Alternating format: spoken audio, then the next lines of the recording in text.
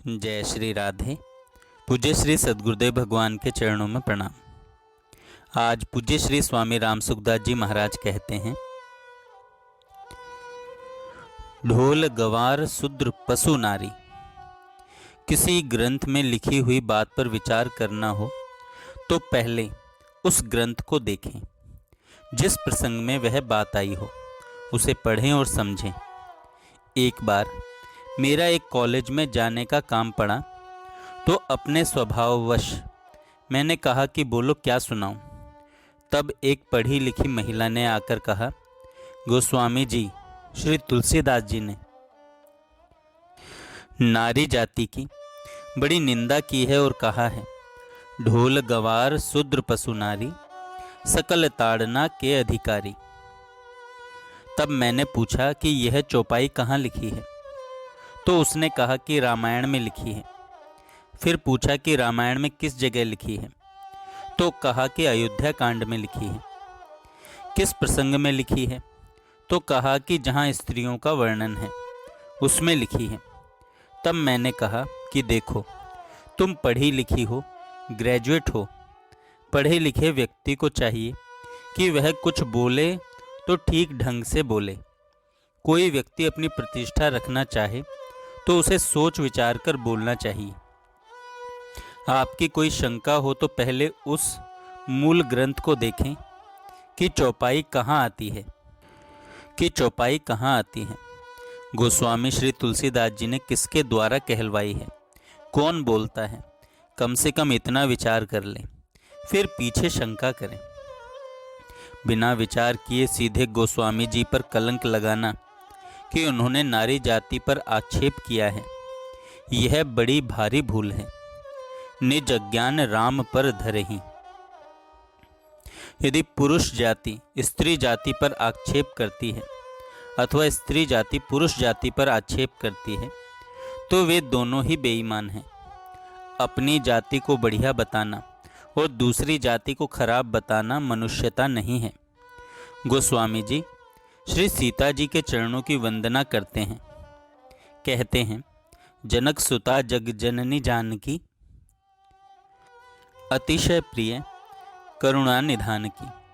ताके जुगपद कमल मनवाऊं, जासु कृपा निर्मल मति पावऊं। वे स्त्री जाति की निंदा कैसे कर सकते हैं? भला आदमी दूसरे की निंदा नहीं कर सकता, प्रत्युत अपनी निंदा कर सकता है कि भाई हम तो ऐसे हैं।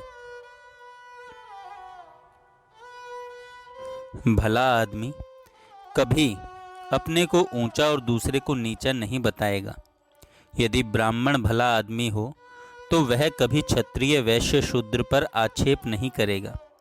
यदि शूद्र भला आदमी हो तो वह कभी ब्राह्मण पर आक्षेप नहीं करेगा। आज जो दूसरों पर आक्षेप करते हैं, ब्राह्मणों पर आक्षेप करते हैं, साधुओं पर आक्षेप करते हैं, वे स्वयं कैसे आदमी हैं आप सोच लें। वे भले आदमी नहीं हो सकते। व्यक्तियों में सभी तरह के व्यक्ति होते हैं। स्त्रियों में सीता जी भी हैं, शूर्पणखा भी हैं। पुरुषों में राम जी भी हैं और रावण भी हैं। ग्रंथों में सब तरह की बातें आती हैं, पर वे शिक्षा के लिए आती हैं, आक्षेप के लिए नहीं। उनकी शिक्षा है, बर्ताव करना हो तो श्री राम आदि की तरह करना चाहिए, रावण आदि की तरह नहीं। श्री रामचरितमानस के सुंदर कांड में आता है, प्रभु भल कीन मोहि सिख दीनी, मर्यादा पुनि तुमरी कीन्ही। ढोल गवार शूद्र पशु नारी, सकल ताड़ना के अधिकारी। यह बात समुद्र कह रहा है। समुद्र मनुष्य रूप से भगवान राम के सामने आता है और क्षमा मांगता है। वह कहता है कि नाथ, आकाश वायु अग्नि जल और पृथ्वी ये पांचों ही जड़ हैं। जल होने से मैं भी जड़ स्वभाव वाला हूँ। सृष्टि के लिए आपने ही इन पांचों को उत्पन्न किया है। जिसके लिए जैसी आज्ञा दी गई है वह उसी के अनुसार अपनी मर्यादा में रहने से सुख पाता है। प्रभु ने अच्छा किया जो मुझे शिक्षा दी, परंतु मर्यादा भी आपकी ही बनाई हुई है। ढोल गवार शूद्र पशु और नारी ये सब ताड़ना अर्थात शिक्षा के अधिकारी हैं। समुद्र कहता है, मर्यादा पुनि तुम्हरी कीन्ही, अर्थात जिस मर्यादा में हम रहते हैं वह आपकी ही बनाई हुई है, अतः इसमें हमारा दोष कहाँ हुआ? दोष तो आपका ही हुआ। फिर कहा कि ढोल गवार शूद्र पशु नारी, सकल ताड़ना के अधिकारी। अब ताड़ना शब्द पर विचार करना है कि इसका क्या अर्थ है। समुद्र ने जो कहा, प्रभु भल कीन मोही सिख दीनी, अर्थात प्रभु ने अच्छा किया जो मुझे शिक्षा दी, तो इस प्रसंग से पता चलता है कि ताड़ना नाम शिक्षा का है। चाणक्य नीति में आया है, चाणक्य नीति में आया है, यदि बालक को 5वें वर्ष से मारने लगे तो वह बेचारा 10 वर्ष पूरे होने से पहले ही मर जाएगा। अतः ताड़ना शब्द का अर्थ मारना नहीं है, प्रत्युत शिक्षा देना है। इसमें एक मार्मिक बात है कि ढोल गवार शूद्र पशु और नारी ये सब शिक्षा के अधिकारी हैं। अतः यदि इन्हें ठीक शिक्षा नहीं मिलती तो दोष इनका नहीं होता, प्रत्युत शिक्षा देने वाले का होता है। ढोल ठीक तरह से नहीं बोल रहा है तो ढोल का दोष नहीं है, बजाने वाले का दोष है। गवार ठीक नहीं है तो वह जिसके पास रहा है उस शिक्षक का दोष है। शूद्र ठीक नहीं है तो ब्राह्मण, क्षत्रिय और वैश्यों का दोष है। पशु ठीक नहीं है तो उसे शिक्षा देने वाले का दोष है। बैल, घोड़ा, ऊंट आदि को शिक्षित करते हुए उनमें कोई दोष आ जाए, खराबी आ जाए तो वह उम्र भर ठीक नहीं होता। ऐसे ही स्त्री ठीक नहीं है तो उसके माता पिता का, पति का दोष है। तात्पर्य यह है कि ये सब शिक्षा के अधिकारी हैं। अधिकारी को शिक्षा न मिले तो शिक्षा देने वाले का दोष है। मैंने समाज में देखा है कि कोई लड़की विवाह होने पर ससुराल में आती है और उसे ठीक तरह से काम करना नहीं आता तो कहते हैं कि इसे माँ ने सिखाया नहीं है। काम तो लड़की नहीं करती पर बदनामी होती है माँ की। अतः दोष माँ का हुआ, लड़की का क्या दोष है? अतः ढोल गवार शूद्र पशु नारी ये सब शिक्षा के अधिकारी हैं। अब इन्हें शिक्षा न मिले तो इनका दोष कैसे हुआ?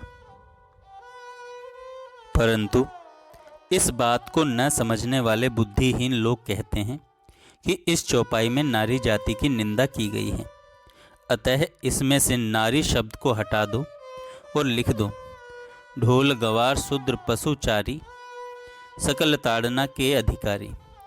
बुद्धि तो खुद में नहीं है, दोष दूसरे पर धरते हैं। यदि नारी की जगह चारी शब्द ले लें तो फिर सकल शब्द गलत हो जाएगा। जो बात हमारे मन के अनुकूल ना हो उसे पुस्तक में बदल दो, उसे काटकर दूसरी बात लिख दो। यह बहुत अपराध की बात है। यह गोस्वामी जी महाराज की वाणी की हत्या करना है। बारीकी से देखा जाए तो वाणी की हत्या मनुष्य की हत्या से भी अधिक बड़ा पाप है। जो बात समझ में ना आए उसे गलत बताना बुद्धि का अजीर्ण है। बात पसंद न आए तो पुस्तक को बदल दो, गुरु पसंद न आए तो गुरु को बदल दो। यदि ऐसी बात रहेगी तो फिर आप शिक्षा किससे लेंगे? समझदार कैसे बनेंगे? आपको तो उनके अनुकूल बनना है, न कि उन्हें बदलना है। आजकल का ज़माना बहुत विचित्र है। जो बात अपनी समझ में ना आए उसे गलत कह देंगे। थोड़ी सी कृपा करें, कम से कम उस बात को समझने की चेष्टा तो करें। परंतु बुद्धि का अजीर्ण हो गया है। अपने में इतनी बुद्धि मान ली है कि अब उसमें खाली जगह रही ही नहीं।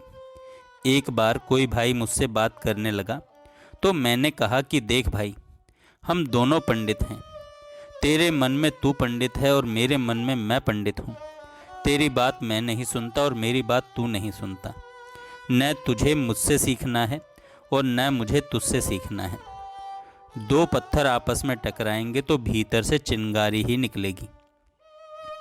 दो पंडित आपस में लड़ेंगे तो क्या इसमें कोई शांति मिलेगी? कोई तो शिष्य होना चाहिए, कोई तो विनम्र होना चाहिए। घड़ा कुछ तो खाली होना चाहिए। भरे हुए घड़े में और कैसे भरा जाएगा? कुछ जगह खाली होगी तो कुछ न कुछ और बात मिलेगी। ताड़ना शब्द का अर्थ है शिक्षा। समुद्र ने कहा, प्रभु भल कीन्हि मोहि सिख दीनी। यह नहीं कहा कि मोहि ताड़ना दीनी। ताड़ना का अर्थ मारना कैसे होगा? जो प्रसंग चल रहा है उसके अनुसार ही अर्थ होगा। बात शिक्षा की है, मारने की है ही नहीं। ढोल गवार शूद्र आदि खराब हैं तो उनके शिक्षक का दोष है, उनका खुद का दोष नहीं है। श्रोता ने प्रश्न किया साधक से, भाई ये तो उनकी प्रशंसा हुई। स्वामी जी महाराज कहते हैं, हाँ प्रशंसा हुई, उनमें कोई दोष आए तो वह उनका नहीं है, शिक्षकों का है। बात तो यह है, पर दोष देते हैं गोस्वामी जी ने नारी जाति की निंदा कर दी। कृपा करो अन्नदाता, थोड़ा सा समझो कि किस प्रसंग में कौन सी बात आई है, किसने कही है। कहने वाला अपनी नम्रता प्रकट कर सकता है, वह दोषारोपण करके दूसरे को नीचा कैसे दिखा सकता है। समुद्र नम्रता पूर्वक कहता है कि आपने अच्छा किया जो मुझे शिक्षा दी, हम तो शिक्षा के अधिकारी हैं। ठीक तरह से शिक्षा देने को ही ताड़ना कहते हैं। इसलिए कहा है, माँ के पास रहता हुआ बालक इतना नहीं सुधरता जितना पिता के पास रहता हुआ सुधरता है। पिता के पास रहता हुआ इतना नहीं सुधरता जितना अध्यापक के पास सुधरता है, और अध्यापक के पास इतना नहीं सुधरता जितना संत महात्माओं के पास रहता हुआ सुधरता है। तात्पर्य यह है कि बालक पर जितना अधिक मोह होगा उतना ही अधिक पतन होगा। माँ के पास में रहने वाला बालक प्रायः सुधर नहीं सकता, क्योंकि माँ का बालक पर अधिक मोह होता है, दया होती है। जो बालक को मूर्ख बना दे, जिससे बालक का अहित हो, वह दया कैसी? दया तो वह है जिससे बालक विज्ञ बने, श्रेष्ठ बने। पिता का मोह कम होता है और पिता से भी अध्यापक का मोह कम होता है। संत महात्मा निर्मोह होते हैं तो उनके पास रहने से बालक विलक्षण हो जाता है। गोस्वामी जी महाराज बचपन में संत नरहरि जी महाराज के पास रहे थे। वे कहते हैं कि बचपन में मैंने सूकर क्षेत्र में गुरु से रामचरित्र सुना, पर उस समय मैं बालक था, मुझे चेत नहीं था, इसलिए मैं उस कथा को समझा नहीं। परंतु ऐसा होने पर भी वे कितने ऊंचे दर्जे के संत हो गए, उन्होंने रामचरित्र को कितना समझ लिया। जय श्री राधे। ये प्रवचन पूज्य श्री स्वामी राम सुखदास जी महाराज द्वारा मातृ शक्ति का घोर अपमान पुस्तक से लिया गया है। जय श्री राधे। जय श्री राधे। पूज्य श्री सद्गुरुदेव भगवान के चरणों में प्रणाम। आज पूज्य श्री स्वामी राम सुखदास जी महाराज कहते हैं, ढोल